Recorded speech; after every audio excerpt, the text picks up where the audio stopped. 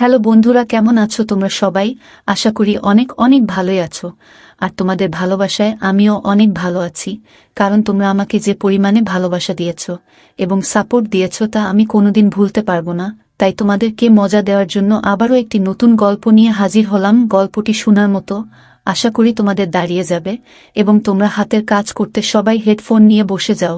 যদি আমার গল্প শুনে মজা পাও তাহলে অবশ্যই আমার চ্যানেলটি সাবস্ক্রাইব করবে। তো চলো বন্ধুরা, আমরা কথা না বাড়িয়ে আসল গল্পে চলে যাই। যখন আমার স্বামী এই পৃথিবী ছেড়ে চলে গেল তখন আমার 8টা সন্তান ছিল। তাদের মানুষ করতে গিয়ে আমাকে অনেক পরিশ্রম করতে হয়, কিন্তু তাও আমি তাদের মন ভরাতে পারতাম না। আর আমি যদিও এখন অনেক রোমান্টিক একটা মেয়ে, গ্রামের বড় মোডল সাহেব বলতেন, তোমার সন্তানদের আমি দেখাশোনা ও খাবার দেব, মানুষ করব, কিন্তু রোজ রাতে তোমাকে আমার কাছে আসতে হবে।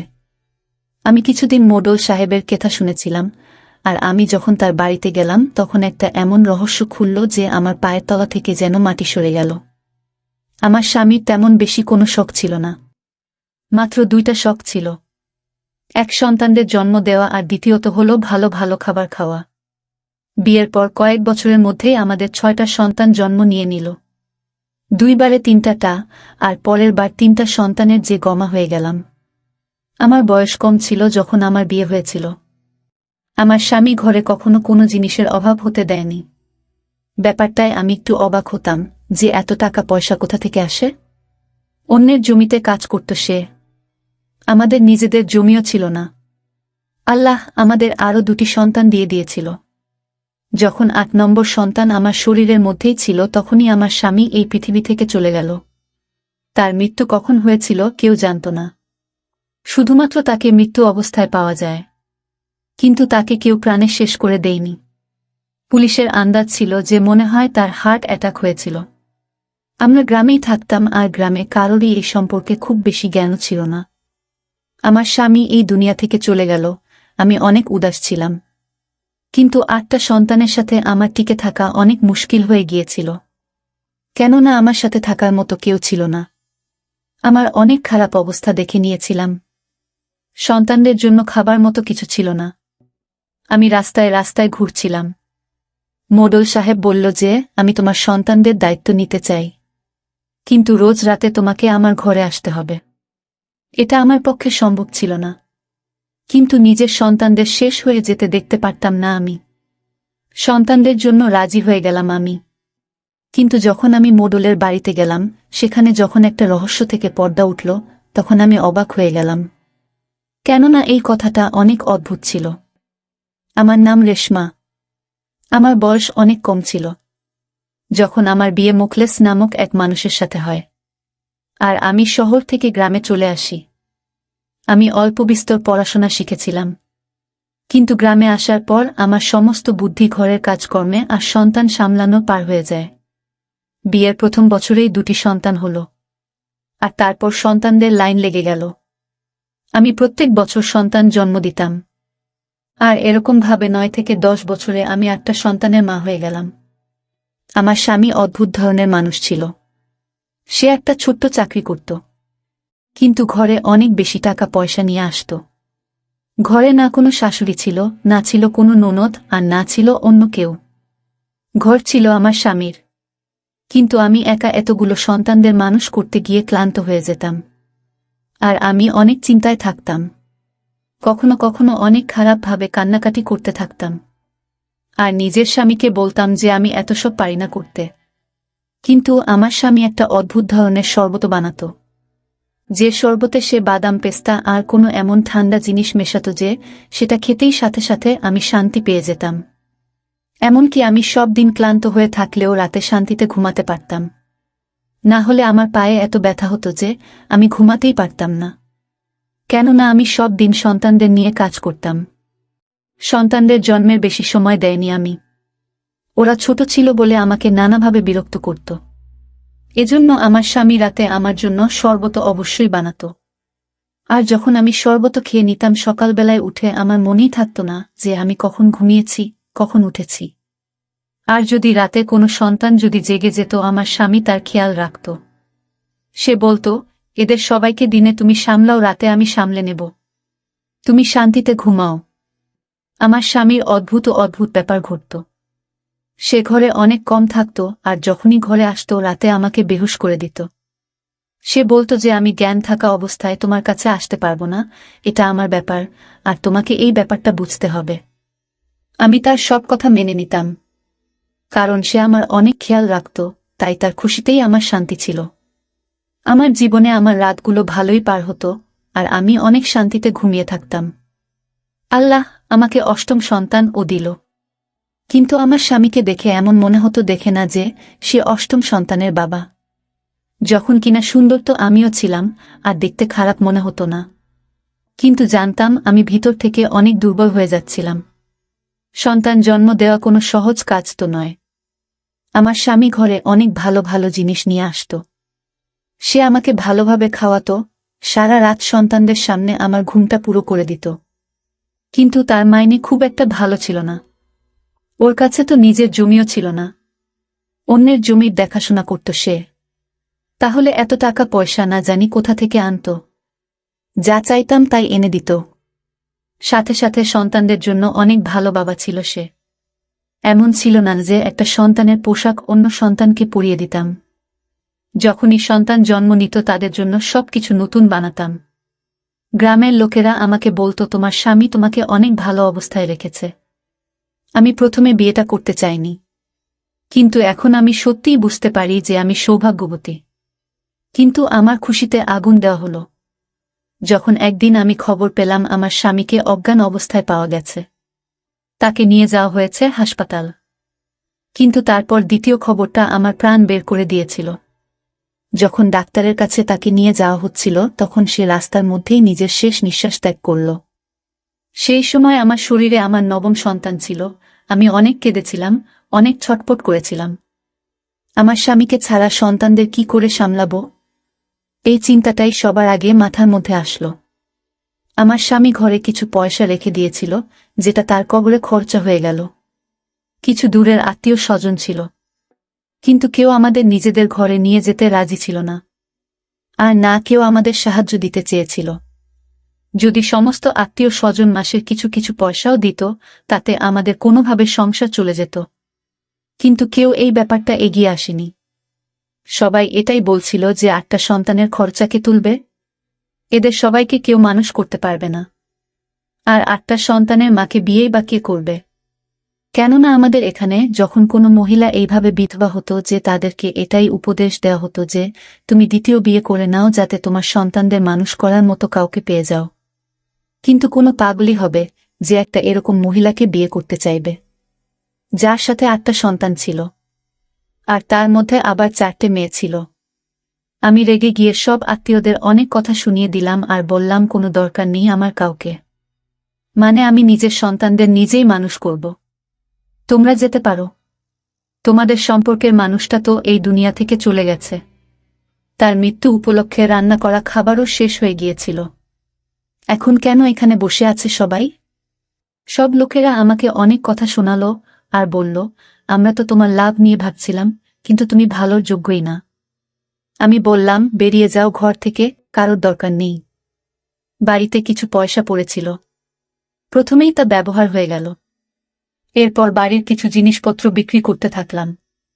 আর এখন তো শুধুমাত্র একটা গরু থেকে গিয়েছিল, যার মাংস আমার সন্তানেরা খেত। কিন্তু গরুকে খাওয়ানোর মতো কিছুই ছিল না, যার জন্য মাংসও পাচ্ছিলাম না। সেটাও তাই বিক্রি করে দিলাম, আর তারপর 2 মাস ওই পয়সা দিয়ে কোনো রকম চালালাম। কিন্তু এরপরে আবার টাকা পয়সার অভাব হতে থাকল। আমার সন্তানেরা ক্ষুধার জ্বালায় চেঁচাতে থাকল। তাদের মন ভোলানোর জন্য তাদেরকে ক্ষেতের দিকে নিয়ে গেলাম, কিন্তু গ্রামে আর কিছুই ছিল না। জমির কাছে একটা গাছ দাঁড়িয়েছিল যাতে ছোট ছোট তুত ফল ছিল। আমার সন্তানেরা সেগুলো খেয়ে নিজের ক্ষুধা মিটাতে থাকল। যখন আমাদেরকে একজন লোক দেখে নিল, আমি ওই একজন লোক দেখে লোকটাকে জানতাম। সে আমাদের গ্রামের মোডল সাহেব। মোডল সাহেব যখন এই দৃশ্য দেখল তখন আমাদের কাছে আসলো। আমার সন্তানদের অবস্থা দেখে অনেক চিন্তায় পড়ে গেল। বলতে থাকল, তুমি মোখলেসের বউ তো, যে কিছুদিন আগে এই পৃথিবী ছেড়ে চলে গেল? আমি বললাম, হ্যাঁ, আমি তার স্ত্রী, আর এই সমস্ত সন্তানেরা মোখলেসের। সে বলতে থাকল, কিভাবে দিন চালাচ্ছ? তখন আমি তাকে সব কথা বললাম যে সবকিছু শেষ হয়ে গেল, বাড়িতে শেষে একটা গরু ছিল, তাকেও বিক্রি করে দিলাম। সন্তানদের ক্ষুধার যন্ত্রণায় ছটফট করতে থাকে, এই জন্য তাদেরকে এখানে নিয়ে আসলাম। সে সন্তানদের গাড়িতে বসিয়ে নিল, আমাকেও বলল গাড়িতে বসতে, আর বলল তোমাদের বাড়িতে পৌঁছে দিয়ে আসি। বাড়িতে যখন আমাদের ছাড়তে আসলো তখন আমার হাতে সে কিছু পয়সা দিল।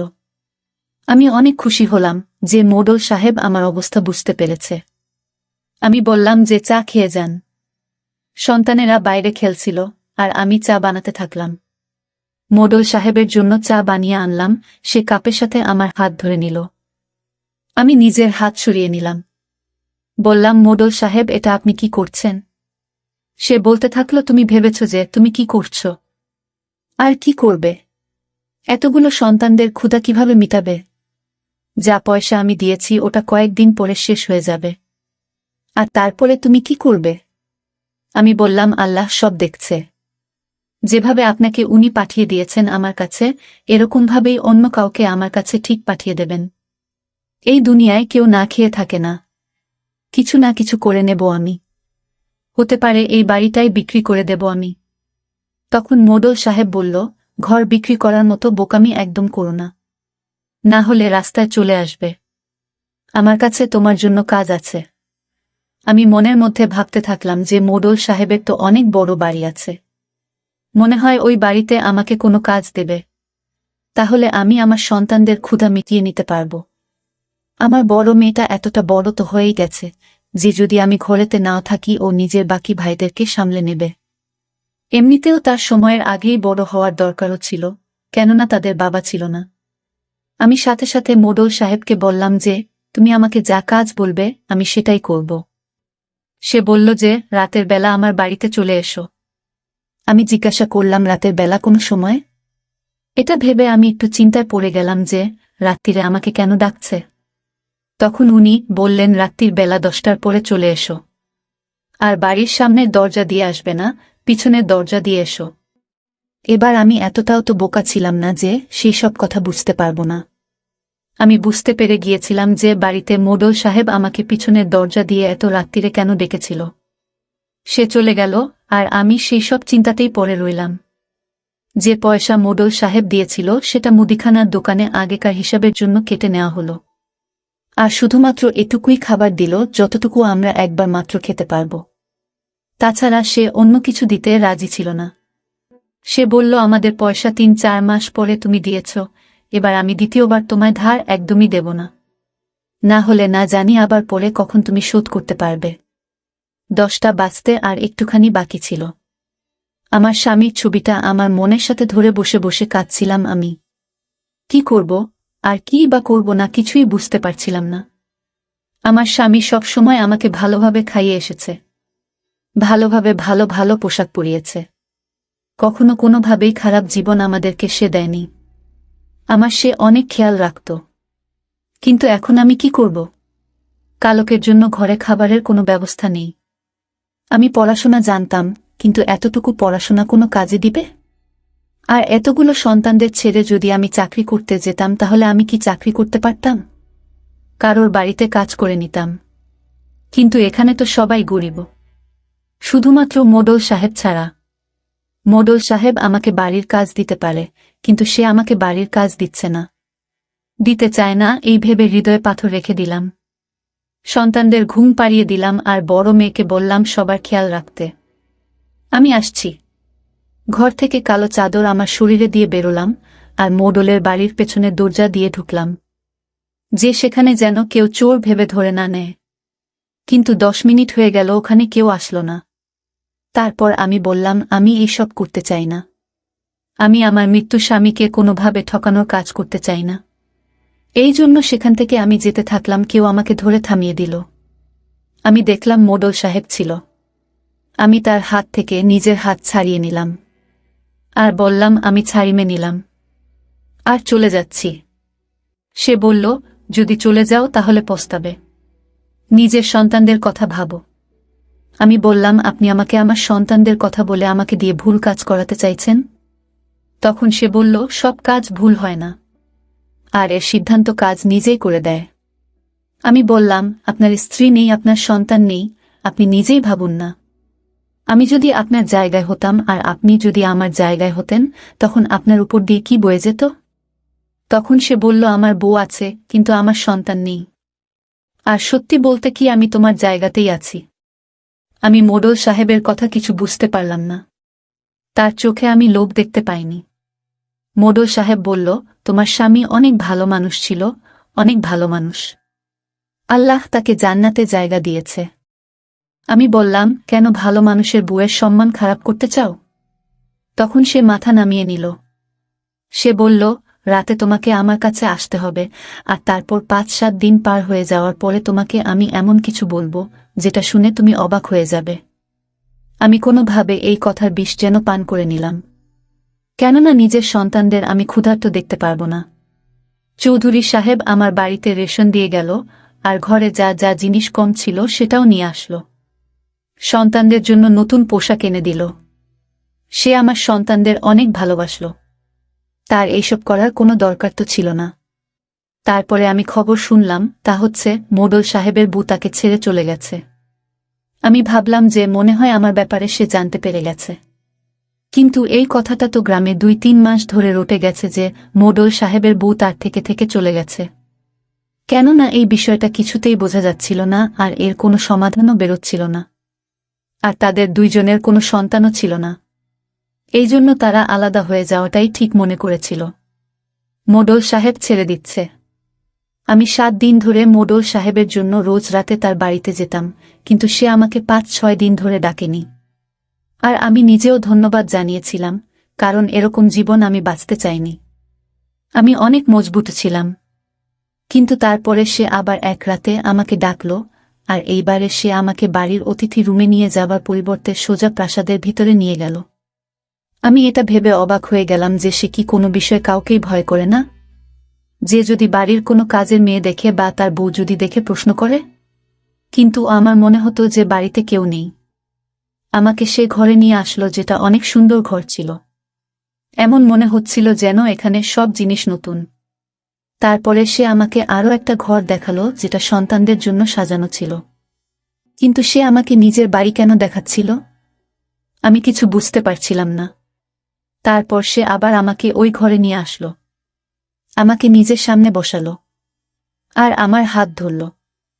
সে এমনভাবে আমার হাত ধরল যেন সে আমাকে অনেক ভালোবাসে। কিন্তু সে আমাকে কি করে ভালোবাসতে পারে, যে আমাকে নিজের প্রয়োজনের জন্য ব্যবহার করছে বা আমার অসুবিধার সুযোগ নিচ্ছে? কিন্তু সে আমাকে এমন একটা কথা বলল, যেটা শুনে আমি অবাক হয়ে গেলাম। বন্ধুরা, ভিডিওর মাঝখানে কটা কথা বলতে চাই। আমি তোমাদের সর্বদা হাসি খুশি রাখার জন্য অনেক কষ্ট করে ভিডিও বানাই। তাই তোমাদের কাছে অনুরোধ থাকবে, অবশ্যই ভিডিওটি দেখে একটি লাইক করবেন এবং চ্যানেলটি সাবস্ক্রাইব করে পাশে থাকবেন। তো সে বলল, আমি আমার বউকে ছেড়ে দিয়েছি। তোমার স্বামী মুখলেছ, কখনো তোমার স্বামী ছিলই না। আমি তোমার, আর আমি বাধ্য ছিলাম যে আমাকে ওই লোকটার সাথে তোমাকে রাখতে হয়েছিল। তোমার মনে পড়ছে যে তোমার স্বামী প্রত্যেকটা রাতে তোমাকে শরবত খাইয়ে দিত, যাতে তুমি অনেক শান্তি করে ঘুমাতে পারো। আর এইভাবেই আমি তোমার কাছে যেতাম।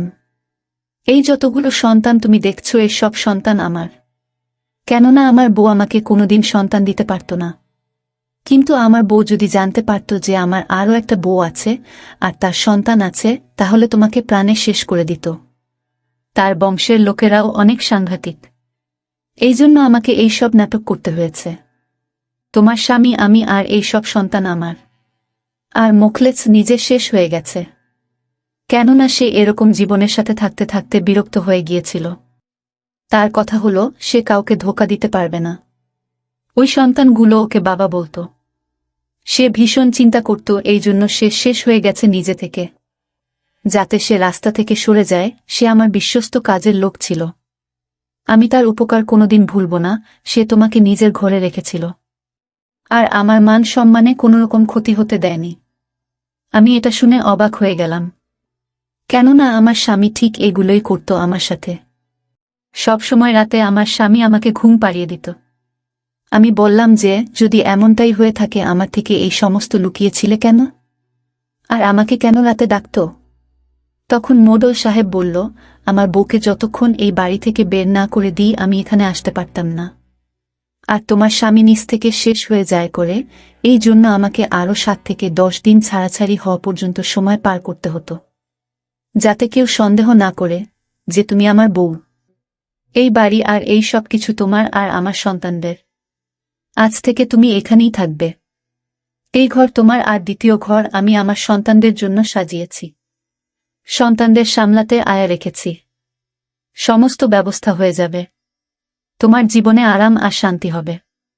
আমি বললাম যে আমার এখনো কিছু মাথায় ঢুকছে না। আমি তোমাকে কিভাবে গ্রহণ করব? আমি তোমাকে তো আপন ভাবিনি। তখন সে বলল, হ্যাঁ জানি, এতে আমিই দোষী। তোমার কত সময় হবে, তুমি নিতে পারো, কিন্তু আমি তোমাকে অনেক বেশি ভালোবাসি, কেননা তুমি আমার সন্তানদের মা। এইসব কথা শুনে আমার পায়ের তলা থেকে মাটি সরে যাচ্ছিল যেন, আর আমার মাথা ঘুরে যাচ্ছিল। আমি অজ্ঞান হয়ে গেলাম। যখন জ্ঞান ফিরল, আমি ওই ঘরেই ছিলাম। আর মোড়ল সাহেবকে বললাম, আমি এমন করতে পারবো না, কেননা আমি আমার স্বামীকে সবকিছু মেনেছি। সেই আমার জন্য সবকিছু ছিল। সেই আমার খেয়াল রেখেছে। আমার সন্তানেরা ওকেই নিজের বাবা বলতো। তুমি আমার জীবনকে নষ্ট করে দিয়েছ। তোমাকে এইসব কে বলেছিল করতে?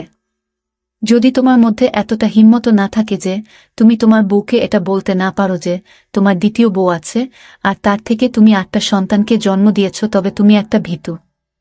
আমি তোমার উপর কেন বিশ্বাস করব? তুমি একটা মহিলার কাছে ভয় পেয়ে আমার জীবন নষ্ট করে দিয়েছ। আমি বাধ্য ছিলাম, কেননা ওই মহিলা তোমাকেও শেষ করে দিতে পারত। মোড়ল সাহেব বলল, এই জন্য সেই ভয়েতেই আমি ছিলাম, কেননা তার হাতে যদি আমার দুর্বলতা পৌঁছে যেত তখন সে দয়া করত না।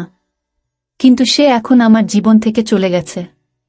আমি বললাম, এখন যদি সে জানতে পারে, সে কি আমার সন্তানদের ক্ষতি করবে না? তখন তুমি কি করবে? তখন মোড়ল সাহেব বলল, এরকমটা হবে না। তুমি এখানে পাহারায় থাকবে, আমার দায়িত্বে থাকবে। আমি তোমাকে অনেক ভালোবাসি, আমার কথা বোঝার চেষ্টা করো। আমি কিছু বুঝাতে পারছি না। হতে পারে দুনিয়ার লোকেদের কাছে আমার এই কাহিনী অনেক অদ্ভুত মনে হবে, কিন্তু আসলে সত্যিটা এমনই ছিল। আর বাস্তবে এর থেকেও খারাপ ঘটনা মানুষের সাথে ঘটে থাকে। আমার সাথে যা হয়েছে সেটা তো তাও এমন একটা কথা যার কোনো না কোনো জবাব বেরিয়ে আসবে। আমার মনে আছে, আমার স্বামী কখনো জ্ঞান থাকা অবস্থায় আমার কাছে আসেনি, কিন্তু আমি তো তাকেই নিজের স্বামী ভাবতাম। সে মোড়ল সাহেবের বিশ্বস্ত কাজের লোক ছিল, যে মোড়ল সাহেবের সাথে বিশ্বস্ততা করেছিল। আর তারপর সেই সবের মধ্যেই দ্বন্দ্বের মধ্যে পড়ে সে নিজ থেকে শেষ হয়ে গেছে। কিন্তু সেই আমার স্বামী ছিল, আর আমার সন্তানদের জন্য বাবা। আমার সন্তানদের এই কথাটা বোঝাতে আমার অনেক সময় দরকার হয়েছে, আর আমি মোড়ল সাহেবকেও কখনো হৃদয় থেকে গ্রহণ করতে পারিনি। কিন্তু যত সময় যেতে থাকে, সময় সমস্ত ঘায়ে মলম দিতে থাকে। কিন্তু এখনো মোড়ল সাহেবের জন্য আমার হৃদয়ে কোনো ভালোবাসা ছিল না।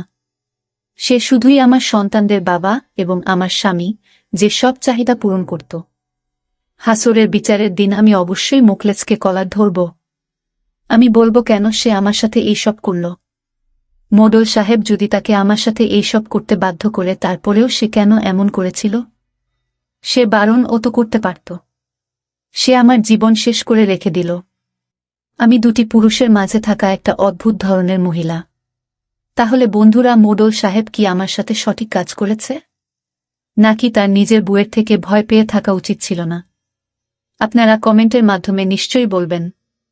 বন্ধুরা, আজকের ভিডিওটা এখানেই শেষ করলাম। অনেক কষ্ট করে ভিডিওটি আপনাদের জন্য বানিয়েছি। যদি ভিডিওটি আপনাদের ভালো লেগে থাকে তাহলে একটা লাইক করবেন এবং চ্যানেলটি অবশ্যই সাবস্ক্রাইব করবেন। এই আশা ব্যক্ত রেখে আপনাদের কাছ থেকে বিদায় নিচ্ছি আমি। দেখা হবে আগামীকালের নতুন কোনো ভিডিওতে। সে পর্যন্ত সবাই ভালো থাকুন, সুস্থ থাকুন। ধন্যবাদ।